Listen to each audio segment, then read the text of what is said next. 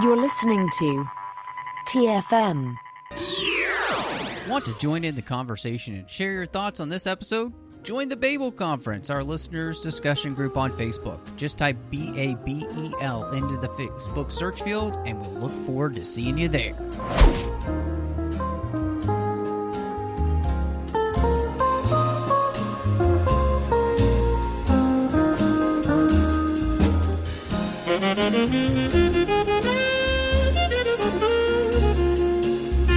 Hello and welcome to TFM's Local Watering Hole. And yes, I am excited here in the 602 Club because we are having a birthday party. That is right. It is 8 years that the 602 Club has been going as of this recording. Christy and I are actually recording on our birthday, so happy birthday, Christy!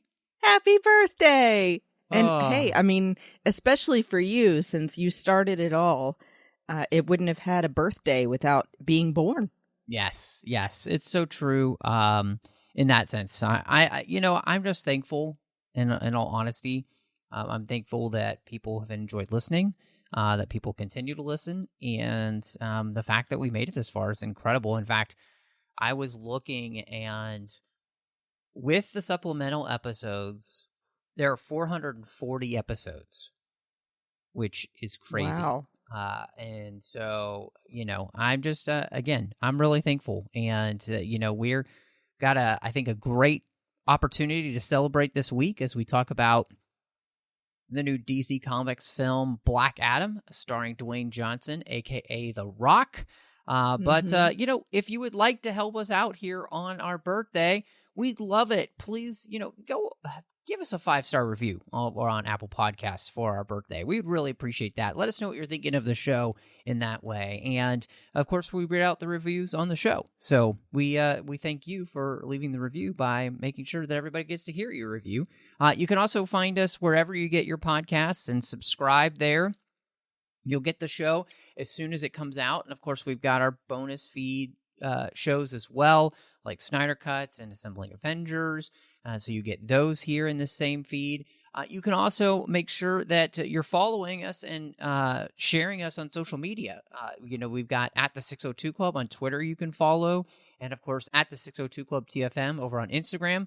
We'd love for you to follow us there and share our shows with people on social media. And obviously, that makes a big difference. And then, of course, you can find us online. We're on Facebook at facebook.com/TrekFM with the entire network. There's a listeners-only discussion group where you can join the entire network and talk about all of the shows that we've got.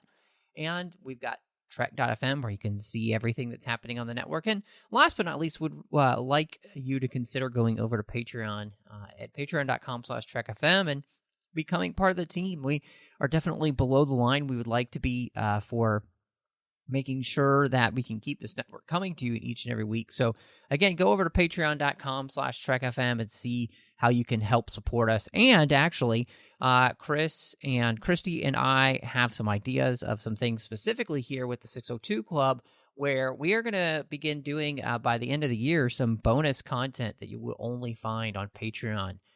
And so if you would like to get access to that bonus content, our idea is at least to do 4 episodes a year with that, maybe more. So the more people we have in Patreon, the more reason we have to put content there as well. So you'll be able to find that here at the close of the year and starting in 2023. So all that said, Christy, one of the things about many movies is they kind of end up in what's called development hell.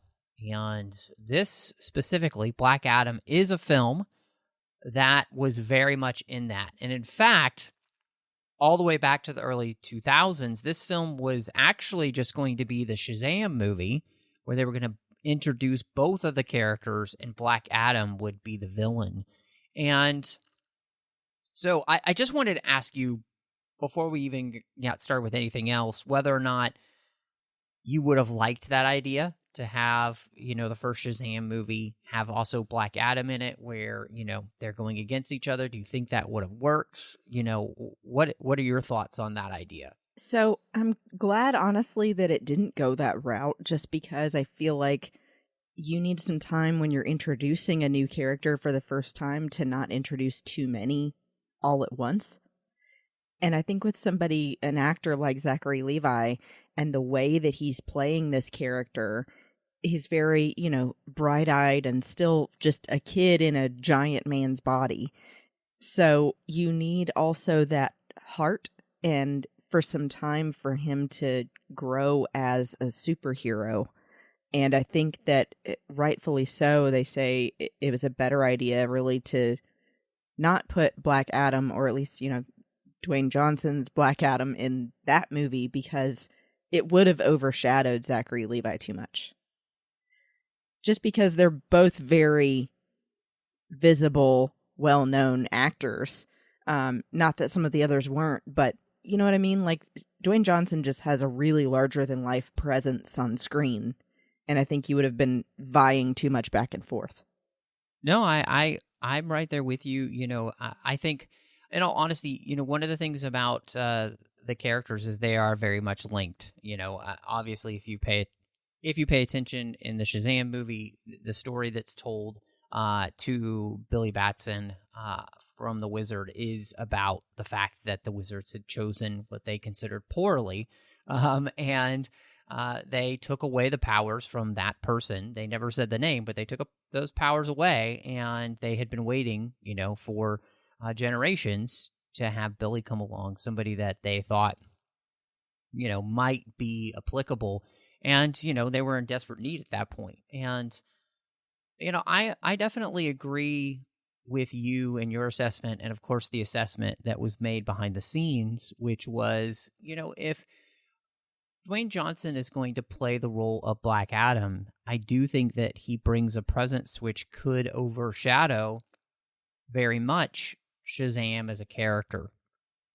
And it's hard to find somebody that can kind of go toe-to-toe in that way without having, like you said, some time on screen outside of that type of showdown where that can happen. And so, instead of having that character be in the shadows, they decided to split them into two movies. And so, I also think it's really interesting because they had also had the idea when Gavin O'Connor was attached to the Suicide Squad of having Black Adam possibly show up in a small role there. And as the, Suicide Squad was tracking a weapon of mass destruction, which would be revealed as Black Adam, which is also kind of an interesting choice. And I find myself kind of glad that they did not go that route either, because I don't quite think that would have worked either. Just Black Adam, I think, is too much of a powerful character to go up against something like the Suicide Squad, which is one of the things that a lot of people had a problem with the Suicide Squad anyway, kind of fighting this big magical villain in the first place and what we got there. And so, yeah, I think this was better left on the cutting room floor too, and not something to pursue either. And two, I mean, even thinking about it from that point of view of introducing him possibly in Suicide Squad in the 2016 film, I think that you needed that story more to be about them, I mean, really, I like that the focus was mostly on Harley Quinn, and then later she gets her own movie, which I really enjoyed. And, then we eventually got the other version of Suicide Squad. But I think that I think sometimes they try to put too many superheroes in one movie when they're first introducing them. And I think that that's a difficult thing to do properly, because everyone needs their own time to get to know each character.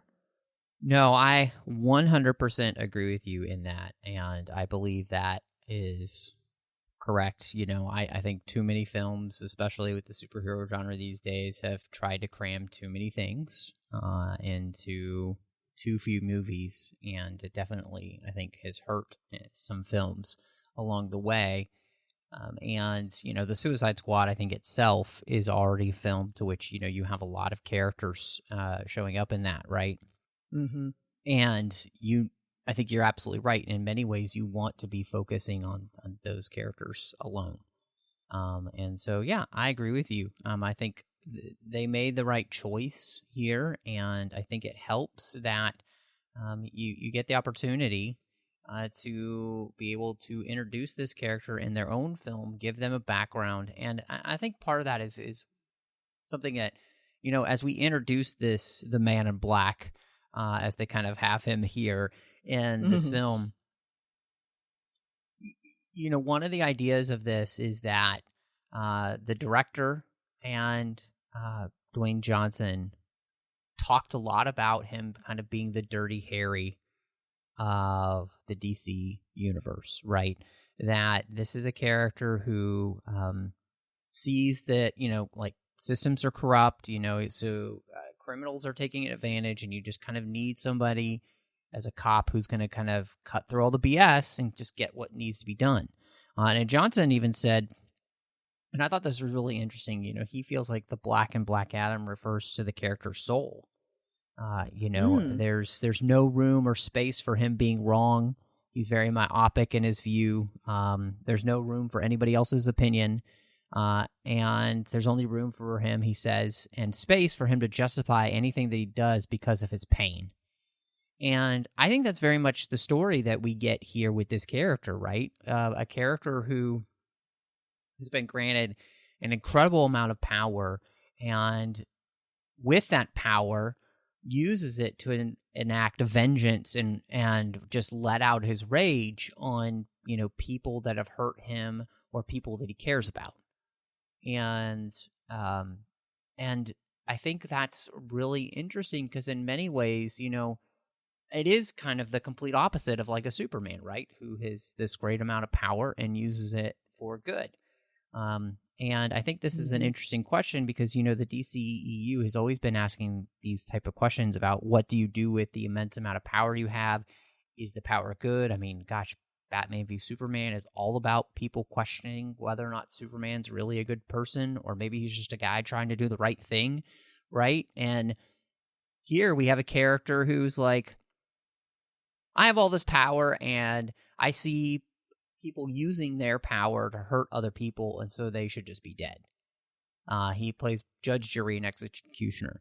And to me, that was just kind of a fascinating way to introduce this character because, we're really, in this film, it's about an arc for this character of kind of coming a little bit closer to the hero side, but still being very keen on doing what he thinks is right or giving people what he thinks they deserve.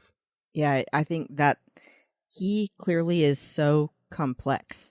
And I like, too, that even the way that they introduce him, it's like not only is it that he is from thousands of years ago, so he's trying to come to terms with how things have changed, but he also is just a man of few words anyway. And so I think that also lends so much more impact to when he does speak and makes you pay more attention to his facial expressions and things like that because you're hanging on every word because there aren't that many. and then you can see how it changes for him and goes from just being purely driven, almost like a predator. These are the few things that matter to me, and that's what I'm going to accomplish.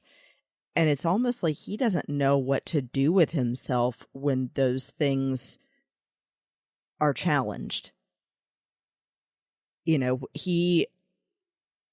Because of the way that he initially came about into his power, he's always been the apex predator, basically, since that point. So now having to fight these other heroes in order to stay in power and do what he thinks is right, he actually is having to come to terms with maybe I'm not right all the time. Which, as someone who's always right, is really hard to do. Yes. No, 100%. And I think, again, that's an interesting juxtaposition between him and what we've seen in this universe of Superman, who is questioning and wanting to make sure that he is doing the right thing for the right reasons, right? Whereas Black Adam doesn't really have those questions. No. And I think it's interesting, but when he says, when he tells Hawkman that he is born of rage, and his power, he doesn't even really know how to control his power because it is born of this rage to which then overtakes him, and it just kind of destroys everything in its path.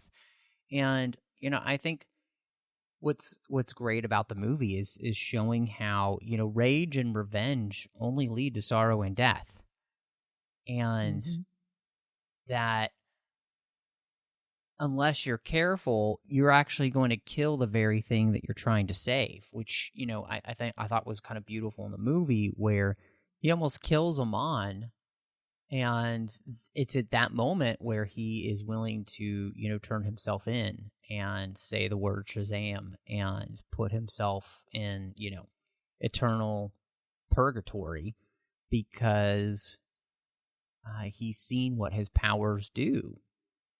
And he can't control them. And I thought, what was great is that the story here for Black Adam puts another, mother and son there with him, which is what he lost, right? And gives him the ability to be able to kind of overcome some of his more serious anti-hero tendencies. And that temper his anti-hero. And I think that's it's a really interesting story, because it definitely fits with the comics too, because Black Adam is kind of the classic, he's not really a hero, he's not necessarily a bad guy, but I think he's willing to go to extremes that other people aren't. And that's a interesting place to be, mainly because I also think it fits with the dubious morality that you kind of get with the Suicide Squad, right? We have this kind of darker side of things, which I think is really interesting to play with when you have other characters who are kind of so sold out to,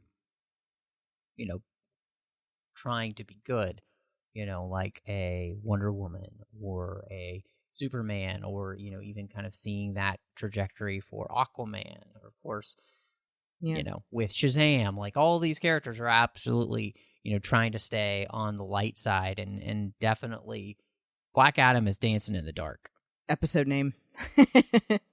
I actually wanted to say too that something that I love that they do with Black Adam, and that I've always loved about the DC comics that I've read, is that they sort of introduce the idea of, yes, he is not always good, but who do you need when there's something worse than him that you're fighting?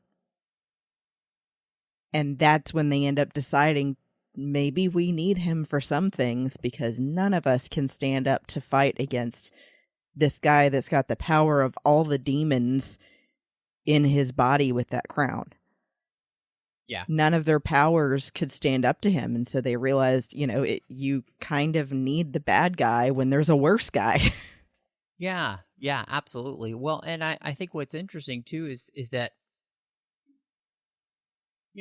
there is that question of not only them, needing him, but I mean, Black Adam raises an interesting question to Hawkman of like, why are we going to let these people live when we know that they're just going to go on hurting people? And the question of it is it better to take out those who will only continue to live violently and hurt others, or not? That's a moral question. And so, and what we see in many comic book stories and, comic book movies or whatever is that we do have this desire to see them brought to justice. And, obviously that's what the Justice Society stands for. And, putting people in prison and due process and all those kind of things. But it also does, I think, just raise a question. If you have a place where the system is completely corrupt, like Kahndaq, right? And it's being run by Intergang, where are you supposed to turn? And is it not better to is it better to just kill these people because they are people who aren't going to turn from their ways, or should we at least give them a choice? Or it's an interesting question. I wish they had leaned a little bit more into it in the movie, because I do find that fascinating. But it's one of the reasons that you have a character like Black Adam to exist, just because that is a good philosophical and interesting moral question to be asking in this type of world. And that's what comic book movies, when done well, can do.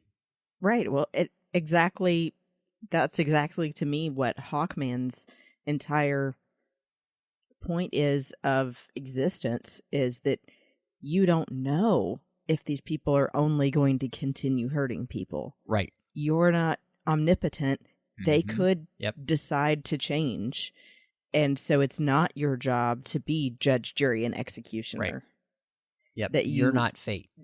Right. Everyone deserves a chance. Mm-hmm. And so I've also always loved that about Hawkman. And also, I'm hoping in the future for a Hawkman movie. I'm just saying. Yeah, that would be, of course. So, one other thing, obviously, when talking just about the character of Black Adam, this has been a passion project for Dwayne Johnson forever. And, ever since he first got mentioned, fans kind of responded very well to the idea of him being cast in this role. And he has fought long and hard for this character and to try and make the best movie he could. And so, what did you think of his performance? Did it work for you in the movie? Did you feel like he did a good job finally bringing this to screen? Well, first of all, I think that he's a natural fit for this kind of role because of the kind of characters that he's played, even in wrestling back in the day. I mean, he is so good with having a look that shakes you to your core, or being, like I said, a man of few words and being very measured about what he does say. And so I think that this was something he also really looked forward to doing, because he had done some things like that before, Right. but didn't get to be a superhero, and had just done something like Jungle Cruise, which is much more obviously lighthearted and silly. So I think he enjoyed getting to lean into his dark side more. And I saw actually from his Instagram how hard he trained, even just physically, for the role. Even more than normal. Yeah. I mean, he was like, I'm going to be more jacked than I've ever been in my whole life. Mm-hmm. And I was like, all right, work. Yeah. Is he the only person who's never needed padding in his superhero suit whatsoever? Right? I don't know. Maybe not Henry Cavill. I mean, yeah, I just I feel like he's, got to be the only person where you absolutely don't need any padding. You're literally just trying to put skin on his skin, to show off all the work he did. But yeah, so no, I agree with you. I think Dwayne Johnson was definitely made for this role in many ways. I think he did a great job. Part of what you said, I think, really helped is that they leaned into the fact that he is a man of few words. And I think Johnson just did a great job portraying the whole thing. I really enjoyed the scene, where he actually surrendered to Hawkman when he finally tells the story of what happened and that he's really not the hero. And I also enjoyed his interactions with Amon. I thought that those were really genuine, and obviously you can tell. I think Dwayne Johnson, if you've seen, he has kids. He loves kids. I think he did a great. He has daughters. Yes, but I think he's good at interacting with kids. And so, and I just his interactions with everybody else in the cast, I think, were good as well. So I think he did great. You need him to work in this role because the whole movie is built around him, and he delivers as the leading man here. And it's very much in line, with, his Hobbs character and, the Hobbs and Shaw type role, except that he's a little bit more Shaw in this role instead of Hobbs, right? Because he's got a little bit more of that anti-hero in him. And so he kind of, everything about this worked for me in his performance. I thought it was great. I thought they did a great job.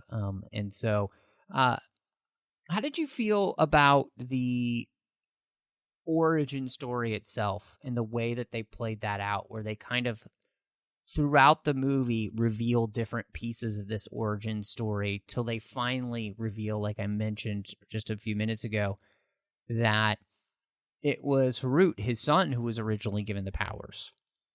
And to save his life, Harut gives up his powers to his father and then dies. How did that work for you? Did you realize that it was his father at the beginning of the film, or was that kind of a surprise to you? How did it all work? Well, I will start off by saying I didn't realize the turning point that we would have later, and it was actually his father that was Dwayne Johnson in the beginning.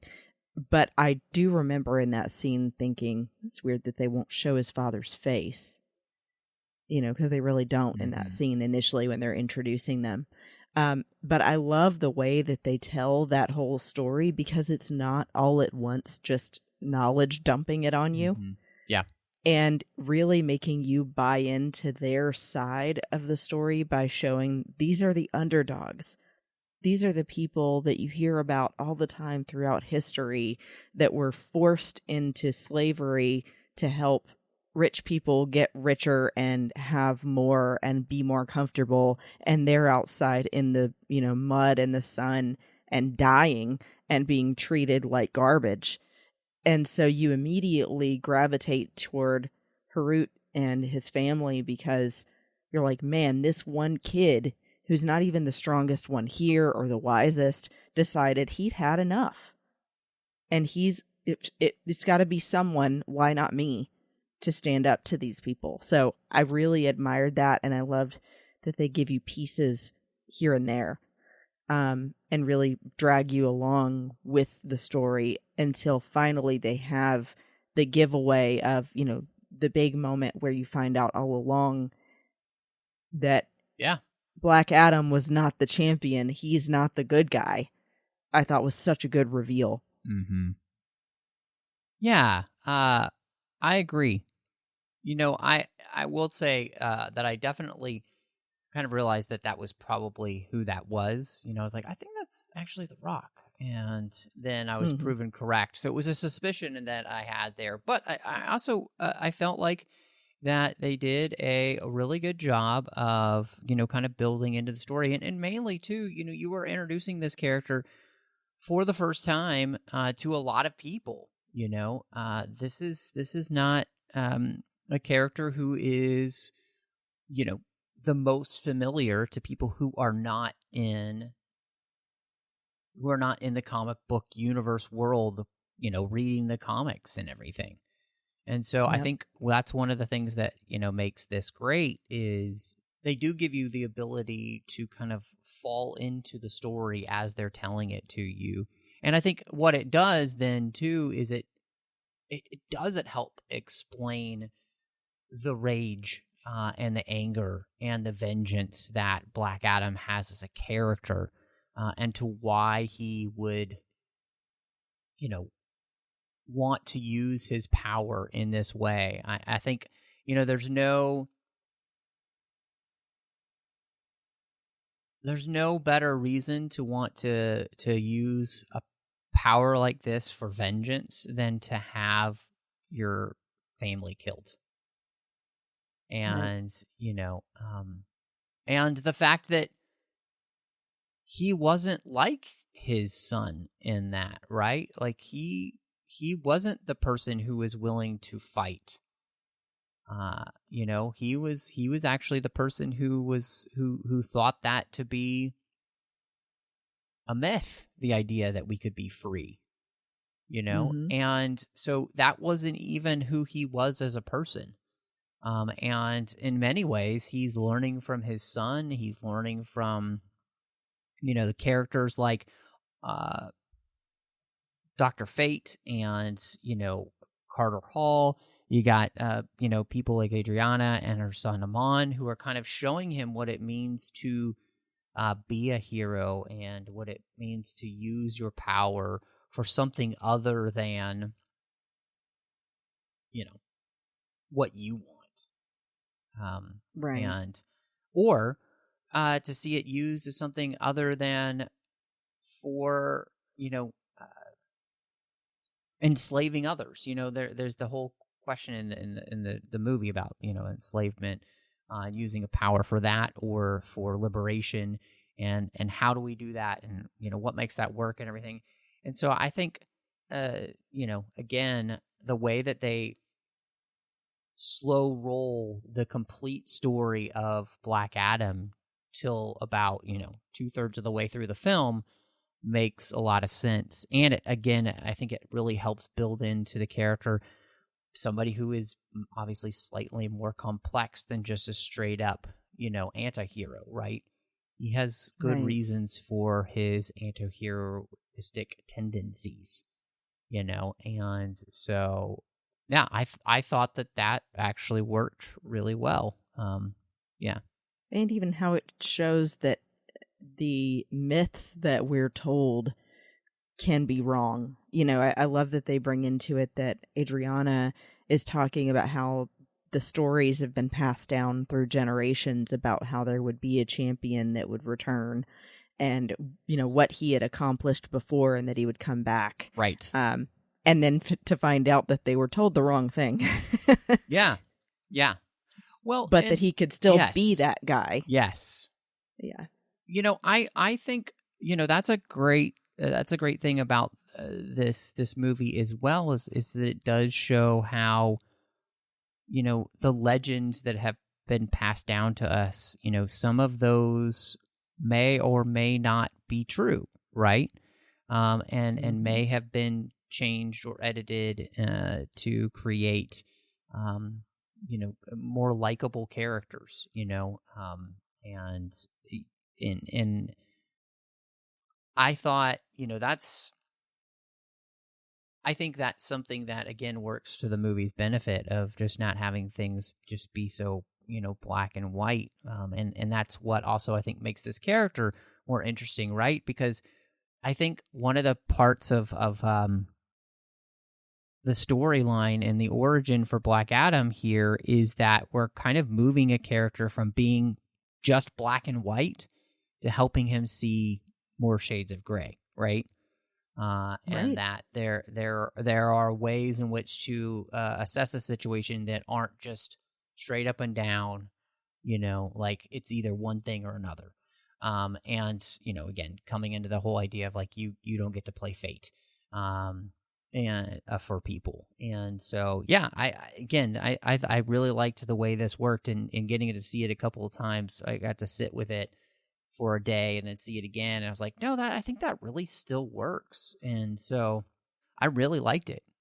So we mentioned in all of that that the Justice Society gets introduced in this film, and this also connects us first. We see connections with the other DCEU movies, and Amanda Waller being there. She's the one who ends up calling the Justice Society and Carter Hall, who's Hawkman, to bring him in to deal with this problem. And so, yeah, first, what did you think about the introduction of this into the DCEU?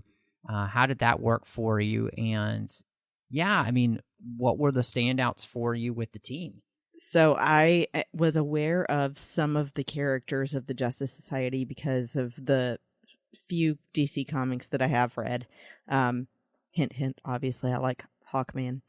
But I like that they did tie it in loosely with the other films we would have seen, with having Amanda Waller there, with not having them come in straight away in their costumes even, but making you have to sit and think, okay, who is this guy that she's talking to, that she's sending after Black Adam?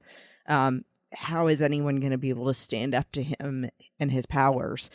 And then even how do they work as a team? And I think, too, it was obviously a big risk for them to bring in an actor that's still pretty green, I would say, to these kind of movies, with Noah Centineo as Al, who, Atom Smasher, and then also with Quintessa Swindell as Cyclone. I'm not as familiar with those characters, but I do think that although they were not as seasoned of actors as, say, Pierce Brosnan, they held their own with him.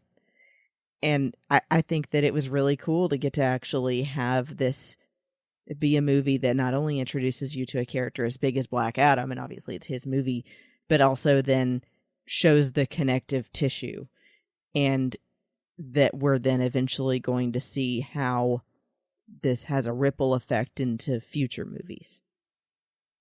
Yeah, absolutely. I'm with you in the sense that I liked the connection specifically with, Amanda Waller being the one there. We've seen at the end of the Suicide Squad, she has to talk with Bruce Wayne, and she's had a huge impact throughout the series. And it's interesting kind of her being almost the Nick Fury. I've seen that reference, where she's kind of the connecting piece here, which is great. I 100% agree with you. I thought that Noah Centineo and Quintessa Swindell as Cyclone and Atom Smasher were actually really good, and I thought that they made the most of the screen time that they had. They left an impression. The little bits of story that we got with them, I thought were really fun. I thought their characters were fun. I think Atom Smasher added an enjoyable bit of levity with his back and forth with Hawkman and kind of messing up because he is so green, right? And I thought, Right. that could be, people could get annoyed with that, but I also thought that's so realistic, right? That if you're being brought in kind of on your first mission as a superhero of this level, are you going to do things right? I think in many ways this actually fits very well with, what we've actually seen in the DCEU in the first place. Superman's first day on the job is when he has to battle Zod, right? Does he handle that perfectly? No. But isn't that kind of the point, And so I think that there were some great connections in the sense that I think the storytelling structure and the way they're telling the story there is actually fitting with what we've already seen in the DCEU going from the very beginning. And so, yeah, I really enjoyed both of their characters a lot. And I was actually thinking to myself, like, I want to see more of them. I thought they really owned the roles and made them interesting enough that I'm like, yeah, they could be back in another film and that would be great. I thought Aldous Hodge as Carter Hall was really good as well. I've always liked the character of Hawkman in the first place, and very cool character. The fact that he's Carter Hall, he's the one who reincarnates, was really interesting. I think that actually does a great thing for anyone who knows the comics when you come in and Dr. Fate is having all of these visions and whether or not he's going to live or not, and you're thinking to yourself, well, it's okay if he gets killed because he'll reincarnate as another version of Carter Hall, right? But and it kind of throws you off a little bit. But I thought he was great. It makes me want to see Hawk Girl. I know they had mentioned, and when I was reading, is that Cyclone was actually supposed to be Hawk Girl, but for some complicated reasons, they couldn't include her in the film. And so, he's talked about in interviews the fact that he would love to, explore that in a future film, which I think was great. But, I don't think it can be argued that the true standout in the Justice Society is Pierce Brosnan as Dr. Fate, who he's phenomenal. He's phenomenal. I think he gives an incredible performance. I think he helps bring it all together and adds a lot of gravitas to the film. And it's devastating when he dies at the end. I feel like I'm sad that he's gone, and in many ways I kind of hope that there's a way to bring him back. But the thing about Dr. Fate is that anybody can be chosen by the helmet to become Dr. Fate. By the Lords of Order, they choose who they want to be their next avatar, and so you do have the opportunity to bring in somebody, of course, who is younger to be Dr. Fate. but maybe be just as powerful. But that's going to be hard to do in the sense of like film gravitas, because Pierce Brosnan, I mean, he just absolutely brings it in this film. Yeah, I think especially with that character, that on the introduction, you needed somebody that was that seasoned to really show more of like a father figure even, and that it fits that character really well, because you would see, you know, someone that's older is wiser kind of thing anyway. Right. So he brings that to it, and then just the brief time that we get of him and Hawkman together, you get the weight of how much they are close friends and depend on each other and understand each other. Yeah. So that it does have that weight when Dr. Fate dies. Yeah. And I mean, talk about a cool costume, first of all. Very cool. Yeah. And then his powers, it's almost, it gave me a little bit of Doctor Strange vibes. Yeah. That's a weird thing to say, isn't it? No, not at all. In fact, you said that, and I was thinking that Pierce Brosnan, one of the reasons he mentioned in an interview that he decided he wanted to do this was he had an enjoyable time watching Benedict Cumberbatch as Doctor Strange. Okay, then and it's not that weird. You know, no, I think it absolutely is that way. And it is interesting, you know, Dr. Fate has a lot of esoteric and interesting powers in the comics and stuff. And if you've even seen, you know, Young Justice, he's a part of that series as well. And he just has these, I mean, it is hard to, and in many ways to pull it off, I think, but I think they did a great job on screen of just even giving you a taste of the type of powers that he has. But I think you nailed it when you said that he has this fatherly role towards all of these characters, and that's kind of what makes you love him. And because I do have more DC knowledge, the idea that him and Carter Hall are friends made sense as well, because it made me wonder, did he know a previous incarnation of Carter Hall as well? And, you know, so like there's that piece of it, which is really, really cool. So, man, yeah, I mean, we could talk, I think, the rest of the podcast about, you know, just how well Pierce Brosnan worked, but I don't think I've seen anywhere where people haven't just come out of the film kind of raving about him as Dr. Fate. And just to go back to your point about bringing up Hawkman and Hawkgirl, that was a run of comics that I did read a fair amount of, and why I'm such a fan of Hawkman. And I'm wondering if the reason that they didn't bring her into this movie is that they are going to get their own movie, which would be fantastic, because I will tell you, if anyone hasn't read those comics and doesn't know their story, it is so relatable, and especially in a movie that's kind of dealing with like Egyptian-esque mythology. That the two of them are like star-crossed lovers that constantly reincarnate and come back together in another life. And so it is just an incredible story that you can really use in a timeless way, because that's how it is. Yeah. 100% agree with you. You know, they were on the first season of Legends of Tomorrow as characters, and so that, and I, like you, have read comics with them as well, and I've always enjoyed them as characters, and so I would be very glad to get a chance to see them together on screen. So we have what I was calling the Kahndaq characters, or our main characters of Adriana and Amon and Karim. And, you know, I liked all of them, in all honesty. I thought all of them did a good job. I love Karim and his humor, you know. His music choice was fantastic. And, you know, I thought each of them did especially Amon and Adriana, the way that they relate to Black Adam as a character is really what's important in the film in many ways. And I thought that they both did great jobs of helping us see different pieces of this character, and also helping introduce him to, you know, the completely different century. 5,000 years is a long time.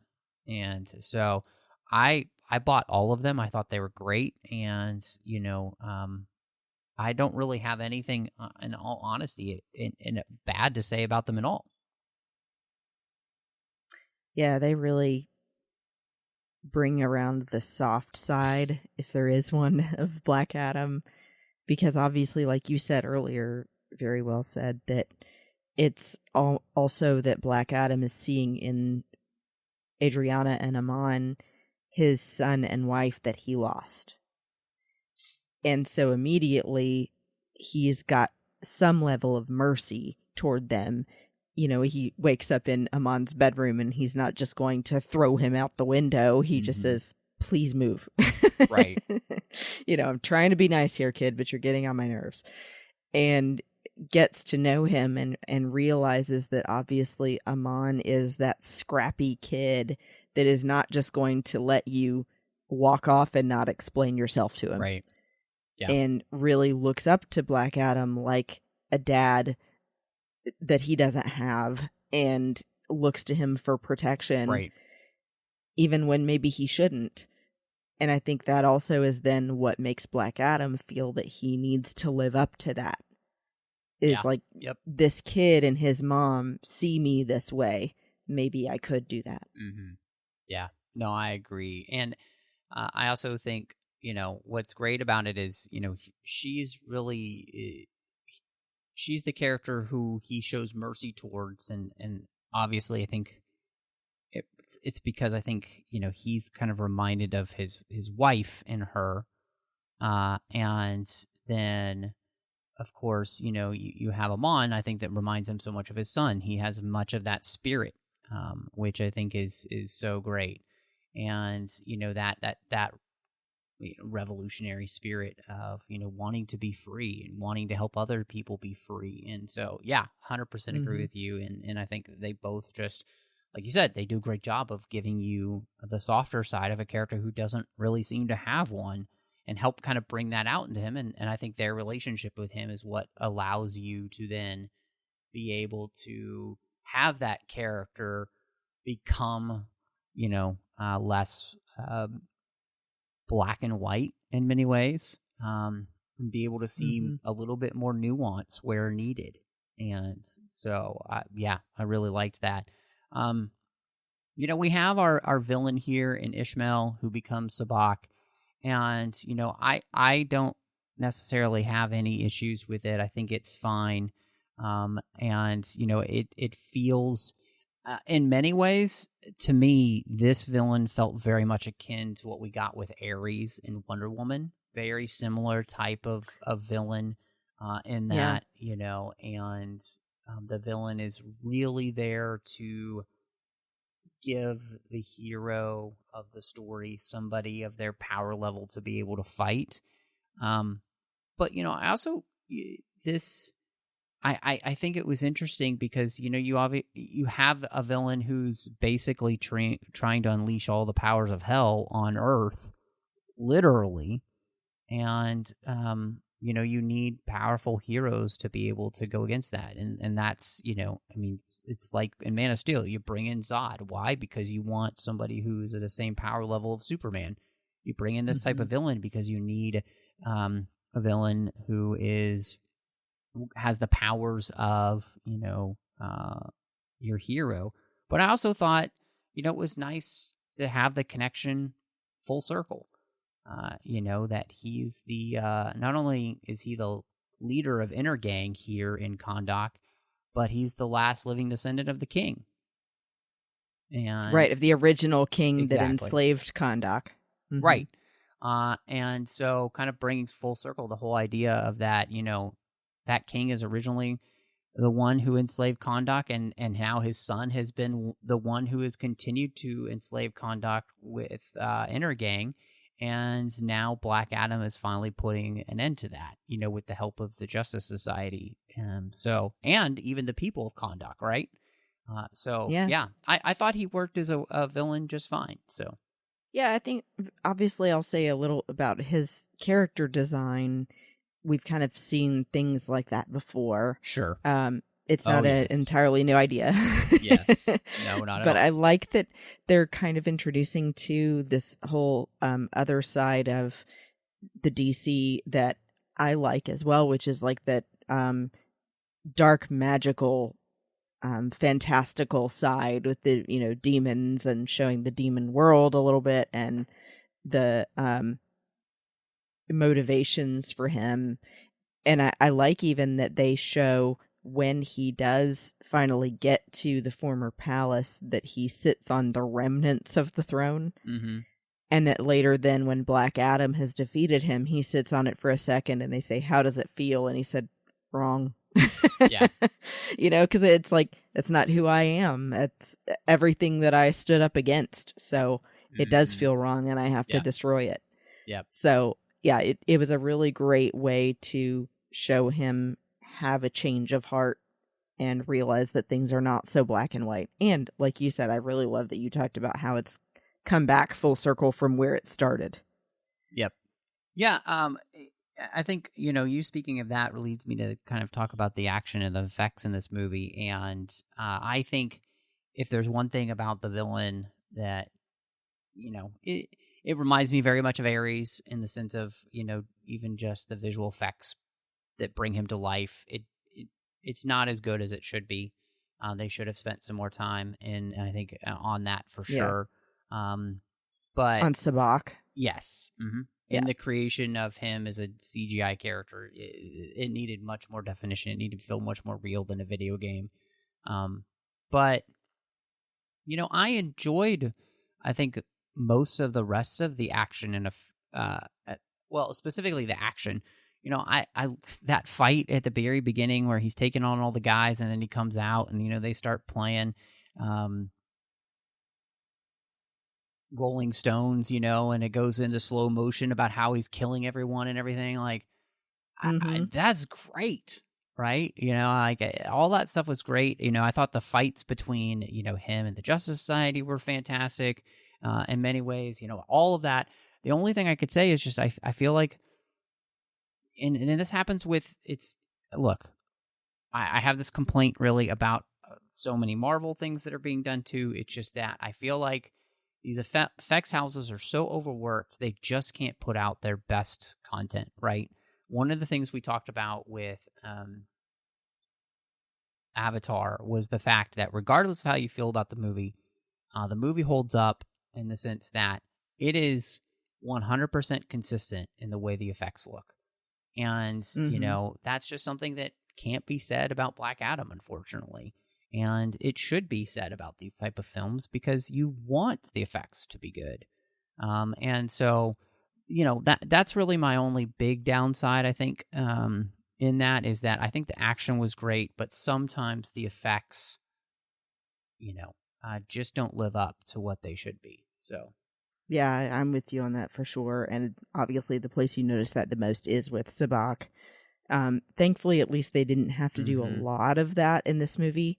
But, I think that it was good that they were also able to avoid that initially in the beginning as well by having real actors, dressed as the people of Kahndaq that are working in the mines and not trying to do all of that with CGI either. Yeah. Yeah, no, I agree. And again, there was some stuff that was really good.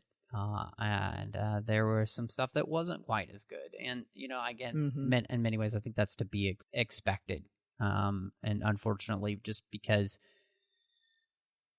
that's what happens to all of these films, unfortunately. And so I do want to ask you about this because in this movie, it is really a big part of the film. And it always is when you're creating a new superhero character is the music. And so what did you think of Lauren Balfe's soundtrack for this? I mean, he's done additional work for the Dark Knight trilogy. He did the Lego Batman movie. More recently, he did the Mission Impossible Fallout soundtrack. He's done a lot of other things recently as well. I think he even did the music for Wheel of Time, the terrible TV show. The music was fine.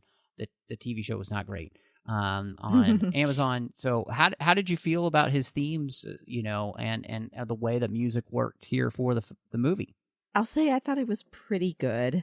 I think that it obviously worked well enough for me that it didn't bother me, but I think that it could have had a more memorable theme for Black Adam himself. that's the one thing that I feel like we've lost lately is that, for like all of Star Wars, for example, all the main characters had their own specific musical theme that whenever that plays, Luke is on screen, Rey is on screen, and here it just felt a little bit like, come on, give me something. It's Black Adam, larger than life. So I do wish we had gotten something like that, but I think it was good, and I like the additions of some popular songs as well. So overall, it works. It's okay. Yeah. How did you feel? I actually really liked it. And part of that is that I think the theme for Black Adam and then the one he created for the Justice Society have, I would say, they're kind of like dark mirrors. They're kind of like dark mirrors for what Hans Zimmer did for Superman in Man of Steel. And they have some similar kind of like musical phrasing, but they're in a minor key. And therefore, I think it really works. I think he did a good job, and I think it fit the film. I also enjoyed the popular music choices. I'm glad there weren't too many of them. And I think the first one was really I think the second one is obviously really obvious using the Rolling Stones, but using "Baby Come Back" was just hysterical. And I love that song anyway. It's just a great song. I really enjoyed the soundtrack, and I've actually enjoyed listening to it. I think it really fit, and I like the themes. So, but we have one last thing to talk about. I think I like Christy, and that's he's back. He's back. Henry is back as Superman, and so. And you would catch that if you watched the mid-credit scene. Yes. I hope we've all learned to stay and wait for the end. Yes. Which, I want to talk a little bit about the behind the scenes of this, which is that Dwayne Johnson asked for this a lot. And that the previous DC Films president, Walter Hamada, had rejected the idea because he had his own plans for Superman projects. And it just, I love that Johnson finally went to the co-chairman of Warner Brothers Picture Group. He basically went over Hamada's head to get this approved. And that, in fact, this final scene with Henry was shot in London in September 2022. So they just got this in. Like, that's how long he's been fighting for this, though, forever. And, like, I think the thing that, one, it makes me so frustrated with the previous DC administration and how stupid they were. It's like, and Dwayne has been saying this over and over again in interviews. You've had the biggest character in the world on the bench for too long. And it just, whether I love this movie or not, which we haven't got to our ratings yet, so nobody knows. But I'm eternally grateful for the fact that Dwayne Johnson understands the relevance of Superman and how important he is to this DC universe, and that Henry Cavill is this generation's Superman and therefore deserves to be on screen. And I'm so thankful that he fought so hard and got this done for the fans and for Henry, because this is a character who absolutely deserves to be in more movies. And to have more I mean, and you think of all the time that's been wasted. I was saying this to some friends today. Henry could have had like 3 Superman movies by this point if they hadn't been so bullheaded about this. Yeah. Yeah, I think there's a couple of big things that happened. This had to happen this way, or else it wouldn't have gone through. I think, for one, Dwayne Johnson at this point in his career has much more influence than he had even 10 years ago, because he's proven to be someone that works hard nonstop, Yep. that knows a lot of people, that is a very likable person. He doesn't make enemies, and really kind of stays out of the tabloids. He doesn't make stupid decisions like some people do in the celebrity world. And so he is very likable in that sense. He's not a lawsuit waiting to happen every 5 minutes. Yeah. And so he has a lot of influence and saw an opportunity where he could go and get this pushed through. Yes. And I'm, like you, so glad that he used his influence for good in that way. Mm-hmm. No, and for somebody 100%. else, not just himself. And two, you and I have both agreed that, we kind of have a crush on Henry Cavill because he's so dedicated to his work, and that he only picks projects that he is really interested in and cares about, like The Witcher. He knew the books long before he knew he would play the character. Right. And I think that's how he feels about Superman, and would do it justice. Mm-hmm. And has already done deserved justice. this. We've seen it, right? Yeah. So, and I think, too, the other thing I was going to add was just that I think we had too many other iterations recently of Superman that fell through, obviously, like Brandon Routh. They have a different actor playing Superman on the TV show. And then finally had Henry Cavill. And I think that they really dropped the ball, not giving him more to do with Superman. Right. Yeah.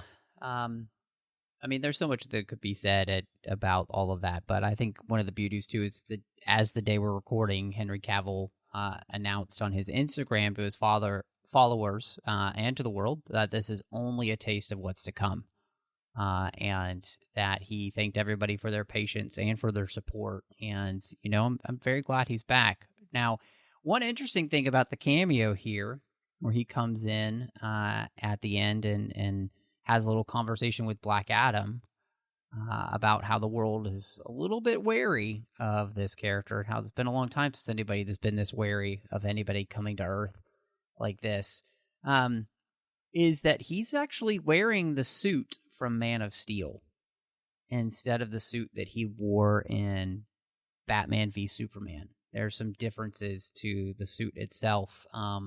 The shield in it, actually, for the BVS suit, has a Kryptonian inscription that was added, and there are some subtle differences just to some other parts of the suit. The cape is different in the sense that it's made out of a different material. The parts around Henry's waist are a little bit different.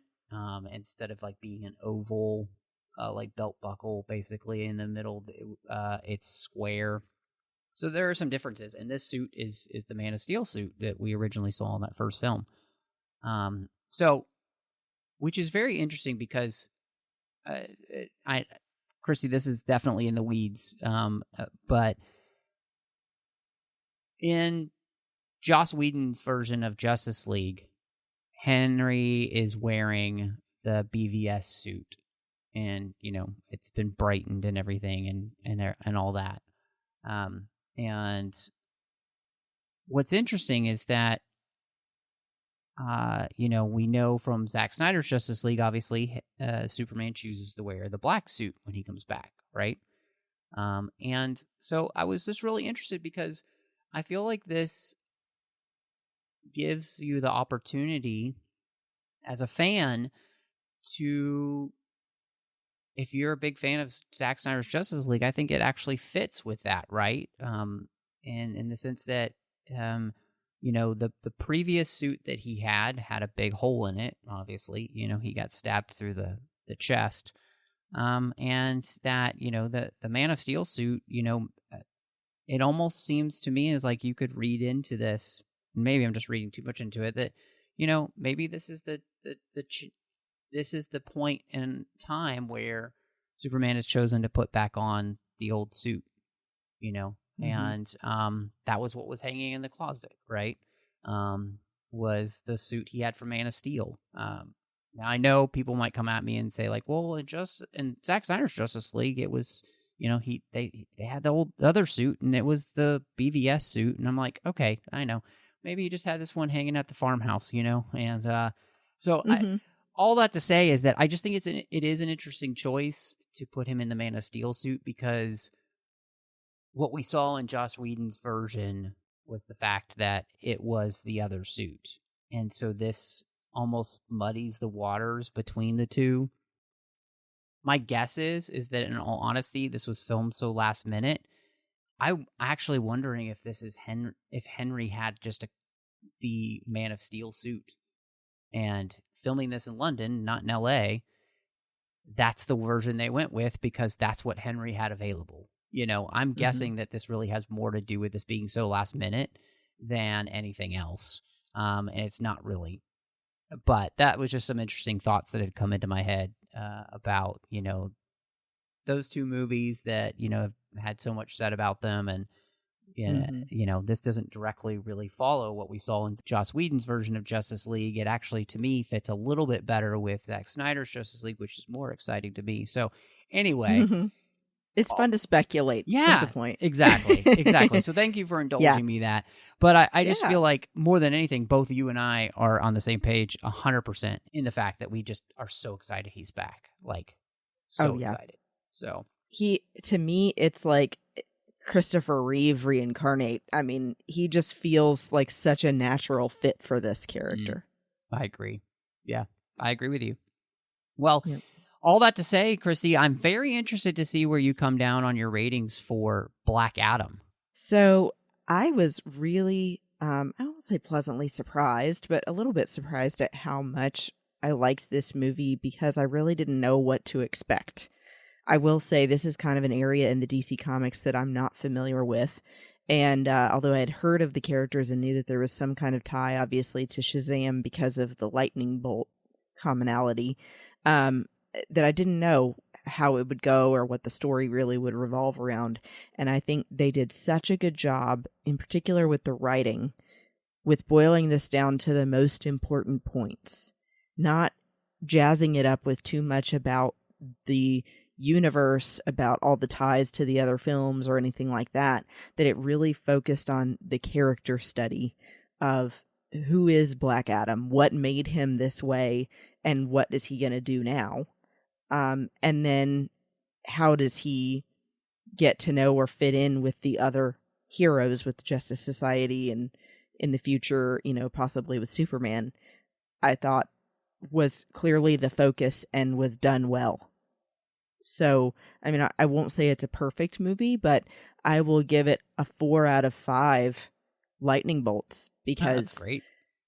I thought the casting was done very well. It has me looking forward to possible shoot-offs of this, like I said, like a Hawkman and Hawkgirl movie, knowing what I do about that character, and then seeing where they're going to go and possibly having, I was joking with you earlier, if they put Aquaman, Superman, and Black Adam in one movie, my mind is going to explode. Yeah. I will be that excited. And I would want to fly to Atlanta just to see that. That would be fantastic. Yeah. And then, if they have an autograph session, I'll be there. Oh, man, that would be fantastic. Oh, I would love that. I would want to go to that, too. So, like you, I was pleasantly surprised as well. Not because I don't think that this could have been a good movie or I thought it was going to suck or anything, but I just wasn't sure. I think I think it's much like the Star Wars universe has been, where there's been so many ups and downs, right, with things getting announced and so much turmoil behind the scenes. It makes you wonder how things are going to turn out on screen. And I mean, we went with some friends and everybody was kind of like laughing and having a good time. They were laughing at all the right points, right? Like everything that was being, all the, humorous moments people were laughing at. Like we went to a theater on Friday night, so opening night, people were like cheering at points. And of course, like cheering at the end when Superman came on, and like, people were really excited about this film, and I really enjoyed it. I thought it was so much fun. I had a great time with it. And I think one of the beauties of this is the sense that, This isn't my highest ranking in the DCEU. This is not my lowest ranking in the DCEU. This is a movie that I think just really fits within a nice place, which, I don't think that every single comic book movie needs to be like super deep and all that stuff. Like, I think we can also just have fun. And I think we got to have some great conversations about things in this film that we thought that it brought up. But I think this film, from start to finish, knew exactly what it was trying to be. It was going to be a film for people to come and have a good time. And I think that's exactly what it delivers on. And I think that because of that, I give this 3.5 out of 5 stars. And honestly, the only thing I feel like that just could have made this better for me was not really anything in the writing or anything like that. But to me, I feel like that if they had leveled up in the effects, I would have given this, an extra half star, and I would have put it at a 4. It really was just the fact that I really want studios to start paying more attention to the effects. I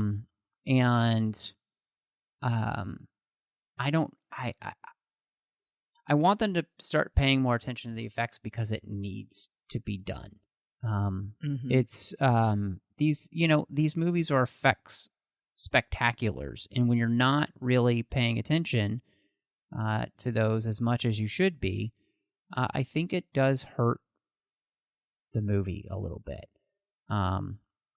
So, but I really enjoyed this movie, and I highly encourage everybody to go see it. I think it's so fun and so worth seeing, and I think it's a great addition to the DCEU, and I think it adds a lot of fun characters. I mean, obviously, their desire is for him and Superman to face off one day, not right away, but that's what they want to have happen, so they have a desire for really cool things to happen in the DCEU, and I can't wait to see that happen. But, Christy, it is that time of the show where we give our recommendations. So what would you like to recommend to everybody this week?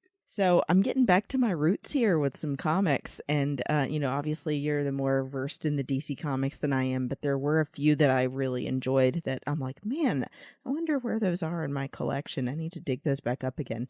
So I'm going to recommend people check out Justice League Dark, created by Peter Milligan, that came out initially in 2011. And that was actually a run that I read, I think, every issue of and still have buried somewhere. And I liked it because, like I was saying, it really focuses on more of the occult, dark, magical side of things and brings in some characters for a much more regular following than you usually see, like Zatanna, John Constantine, Deadman, who I learned about from this run, and Swamp Thing. It's just a really interesting team up, and the stuff that they get to do together. It is kind of along the lines of what you see with like a Doctor Strange, but the DC version, and I think a little bit cooler, if I have to say so myself. So yeah, check out Justice League Dark, the comic book run that came out in 2011. I really think you won't be disappointed. Yep, 100%. 100%. Well, I'm going to recommend to everybody. I went and saw a movie in the theater that I really enjoyed. I thought it was really good. Big cast. And I know it hasn't gotten great reviews, but I enjoyed the film, and it's called Amsterdam. And, it has so many people in it. It's directed by David O. Russell, but I thought it was one that was worth seeing, and I had a great time in the theater with it. It's definitely not expected. And it's a story that's actually based on some historical events as well, which was really interesting. So it was zany and fun, and I really enjoyed it. And I definitely think that I would love to hear what other people thought of it. But Christy, if people wanted to, catch up with you and see what else you've got going on these days, where would they find you? Well, you can find me on Instagram and Twitter, of course, at Bespin Bell, and in the Babel Conference on Facebook. And, of course, if you want to look up the finished show that I did with my friends Amanda and Teresa, you can check that out at Sabers and Spells on the Skywalking Through Neverland Network. And stay tuned, like Matt said, for future stuff we're cooking up with doing some Patreon-only special content. It'll be really fun. So anyway, hope that you'll check that out too. Yes, it is going to be really fun. And of course, you could find me all over social media under the name MattRushing02. I'm on Twitter, Instagram, Letterboxd, and Vero most actively. You can also find me, of course, with the bonus shows in the 602 Club feed, Snyder Cuts, as well as Assembling Avengers, doing literary treks about the books and the comics of Star Trek, The Orb about Star Trek Deep Space Nine, Warp 5 about Star Trek Enterprise, Saddle Up about Star Trek Strange New Worlds, and The Artificial Tango about Star Trek Picard. And then over on the Nerd Party Network, got 2 shows. One's completed, called Owl Post, with Drea Kaufman and I talking about every single chapter of the Harry Potter series, one chapter at a time. And last but not least, we've also got Aggressive Negotiations I do with John Mills as we talk about Star Wars each and every week. But thank you so much for joining us. And y'all come back now, you hear?